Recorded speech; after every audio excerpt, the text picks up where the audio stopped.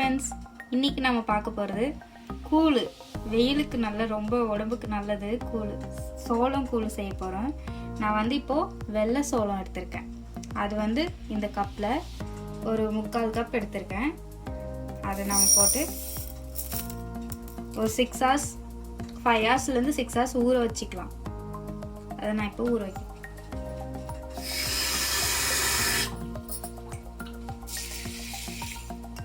நல்லா கழுவிட்டு நம்ம இதை ஊற வச்சுக்க போகிறோம். இப்போ பாருங்கள், நான் காலையில் ஊற வச்சேன். இப்போது 6 hours ஆகிடுச்சு. நல்லா சோளம் ஊறிடுச்சு. இப்போ நம்ம இதை வடிகட்டிட்டு இதை நம்ம மிக்சியில் போட்டு அரைச்சிக்க போகிறோம்.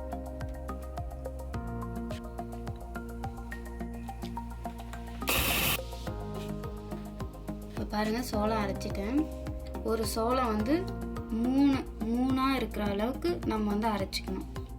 நான் காலையில் சோளம் எடுத்துக்கிட்டேன். அதே டம்ளரில் ஒரு டம்ளர் ராகி மாவு எடுத்துக்கிறேன்.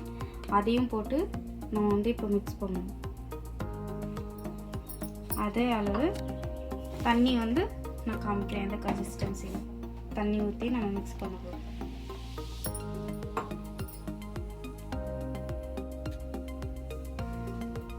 நேற்று நம்ம அரைச்சி வச்சோம் இல்லையா, பாருங்கள் எப்படி புளிச்சிருக்குன்ட்டு. மாவு இந்த மாதிரி தான் புளிச்சிருக்கும். இந்த மாதிரி ஃபுல்லாக நல்லா இந்த மாதிரி பபிள்ஸ் நல்லா புளிச்சிருக்கணும். நம்ம இட்லிக்கு வைக்கிற மாதிரி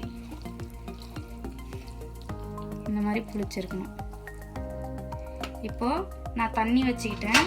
நம்ம என்ன பண்ணோம், அந்த மாவு புளிச்சிருச்சு. இப்போது ஒரு பாத்திரத்தில் தண்ணி வச்சுக்கணும். நம்ம வில்லேஜ் சைடு இருந்தால் பானை சட்டியில் மண் சட்டியில் அந்த மாதிரி செய்வோம். நம்மக்கிட்ட இல்லாததுனால நான் சின்ன குக்கர் எடுத்திருக்கேன். அதில் நேற்று நம்ம எடுத்துக்கிட்டோம் இல்லையா, அந்த சோளம் ஒரு கப், அதே அளவில் 5 டம்ளர் தண்ணி வச்சுக்கிறோம். அந்த தண்ணி நல்லா கொதிக்கணும். கொதிக்கட்டும். இப்போ பாருங்கள், நல்லா தண்ணி கொதிச்சிருச்சு. இந்த மாதிரி கொதிக்கும் போது இந்த சோளமும் ராகி மாவு கலந்து வச்சுருக்கோம் இல்லையா, அதை நம்ம இப்போ இதில் கலந்துருக்கோம்.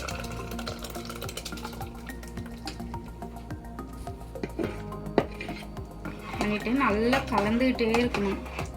இல்லைன்னா கட்டி பிடிச்சிரும், அடி பிடிக்கும். அதனால் கலந்துகிட்டே இருக்கணும், விடவே கூடாது. நல்லா கலந்து விட்டுட்டே இருக்கணும். நல்லா இந்த சோளம் இந்த சோளம் நம்ம அரைச்சி வச்சுருவோம் இல்லையா, அந்த சோளம் நல்லா சோளம் வேகணும். அது வரையும் நம்ம கலந்துகிட்டே இருக்கணும். நம்ம அந்த கரைச்சி வச்சுருந்த அந்த பாத்திரத்தை கொஞ்சமாக தண்ணி ஊற்றி அது தண்ணி கொஞ்சம் கலந்து விட்ருக்கேன். நல்லா கலக்கிட்டே இருக்கணும்.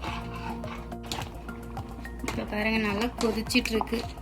நல்லா கொதிச்சிட்ருக்கு. இந்த டைம் நம்ம சோளம் வெந்திருக்கான்னு எடுத்து பார்க்கலாம்.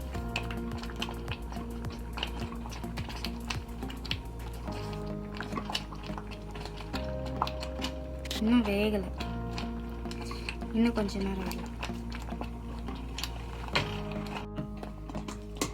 நல்லா கூழ் ஆறட்டும். ஆற விடலாம். ஃபஸ்ட்டு ஆற விட்டு அப்புறமா நம்ம தயிர் போட்டு கரைச்சி சாப்பிட்டுக்கலாம்.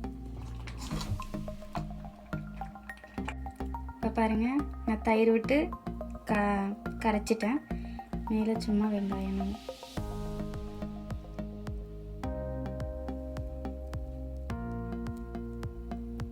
அவ்வளோதான். இதெல்லாம் நம்ம சைட் டிஷ்ஷாக வச்சு குடிச்சிக்கலாம். கூழ் ரெடி ஆயிடுச்சு. இந்த கூழ் உங்களுக்கு பிடிச்சிருந்தா உங்கள் வீட்டில் நீங்களும் செஞ்சு பாருங்கள். இந்த வீடியோ பிடிச்சிருந்தா லைக் பண்ணுங்கள், ஷேர் பண்ணுங்கள், கமெண்ட் பண்ணுங்கள். தேங்க்யூ.